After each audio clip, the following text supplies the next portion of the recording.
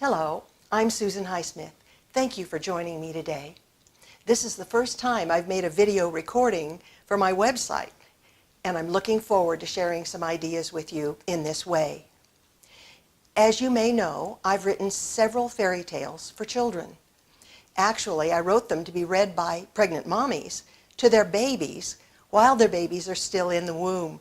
If you haven't heard about reading to babies in utero, I'll give you some background on how effective it is to read to babies even before they're born. I started studying prenatal and perinatal psychology in 2001. That's the study of what goes on before prenatal and around perinatal, the time of birth. Psychology, of course, is the study of how we think, feel, and behave. It turns out that what happens from the time we were a twinkle in our mother's eye to how we were conceived, to what happened during our time inside our mother's wombs, to our births, and then throughout the first years of life outside the womb, is all really important. That's the period of our greatest development, and when the blueprint for the rest of our lives is laid down. Science is revealing more and more about how conscious babies are in the womb. Studies conducted in the 1980s found that newborns recognized their mother's voices right after they were born. They recognized words and songs they heard while in utero and favored stories they heard before birth as well.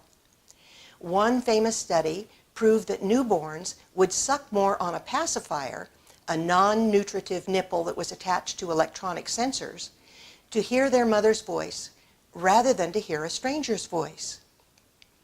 These researchers followed up with another study by having pregnant mothers read a Dr. Seuss book, The Cat in the Hat, to their babies twice a day for the last 15 days of their pregnancies. By the time the babies were born, the researchers estimated the babies had heard the story about 5 hours.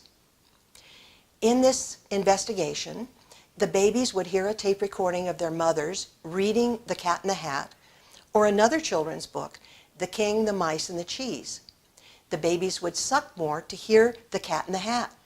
Because they were newborns, they must have become familiar with their mother's voice and the story while still in the womb. I love this research. Immediately after birth, the babies were actually communicating which story they wanted to hear. More and more studies are proving that babies are listening and learning in the womb.